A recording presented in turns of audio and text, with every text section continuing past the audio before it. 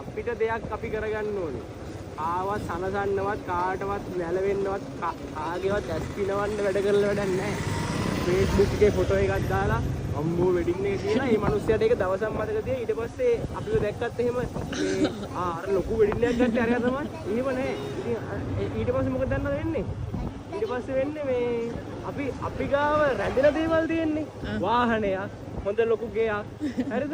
ඒවා තියෙනවා අපිට සදාකල්. එතකොට අපේ ගෙදර ආවොත් ආව් ලස්සනයි ගේ.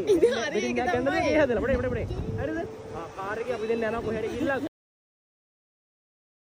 කවදාවත් කතා වෙන්නේ වෙඩින් එක පොඩියට ගත්තා දැන් කාර් එකක් තියෙනවා කතා වෙන්නේ හරිද අපි දැන් වෙඩින් එක ලොකුවට අරන් බයිසිකලේ ගිහිල්ලා පාටියට බැස්සාම අපෝ අරුන් දෙන්න වෙඩින් නම් කොහොමද දැන් අන්න බයිසිකලේ ඉන්නේ මම ඒකට කැමති නෑ කරන්න ඕන දෙයක් කරන්නේ වෙඩින් එකක් කියන්නේ බොරුම වැඩක් එහෙම නෙවෙයි මට නම් වෙඩින් කිව්ව යාදී ඕනේ ඔයාට ආදරේ නම් මම මට ආදරේ නම් ඔයා මට ඔක අර අස්සම් කරන්න ඕනේ නෑ මොකටද